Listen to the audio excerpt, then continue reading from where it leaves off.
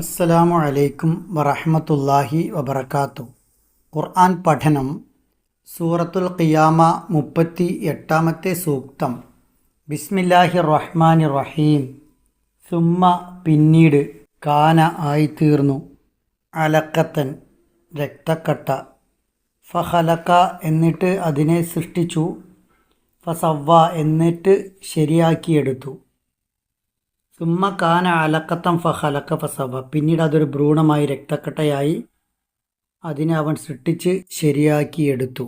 സുമ്മ കാന അലക്കത്തം ഫഖലക ഫസവ പിന്നീട് അതൊരു അലക്കത്തായി രക്തക്കട്ടയായി ഭ്രൂണമായി.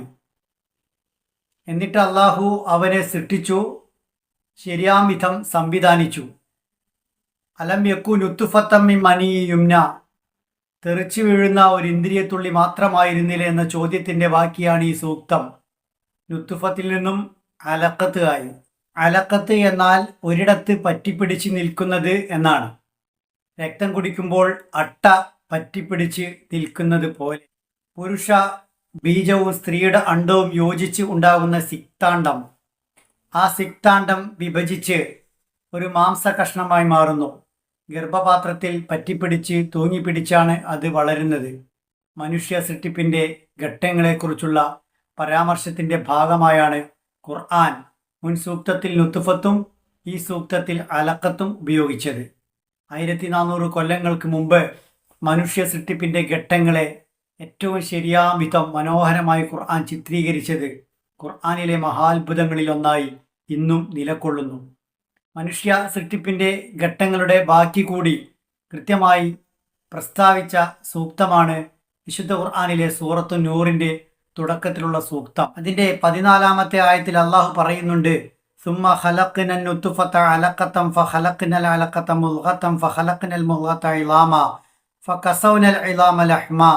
അനന്തരം നാം ആ ബീജത്തെ ഭ്രൂണമാക്കി മാറ്റി, പിന്നീട് ഭ്രൂണത്തെ മാംസക്കട്ടയാക്കി, അതിനുശേഷം മാംസത്തെ എല്ലുകളാക്കി, എല്ലുകളെ മാംസം കൊണ്ട് പൊതിഞ്ഞു എന്ന്.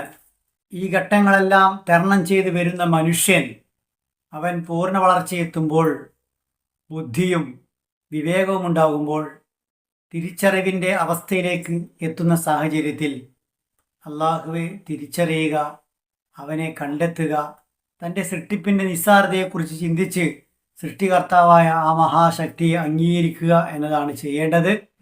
സുമ്മ എന്നിടത്ത് മീം ഇരട്ടിച്ച് വന്നു, മണിക്കുക. അലക്കത്താഫ താഇന് തൻവീൻ വന്നു, ശേഷം ഫാ വന്നു, മറച്ച് മണിക്കുക. ഇഖ്ഫ എന്നാണ് നിയമത്തിൻ്റെ പേര്.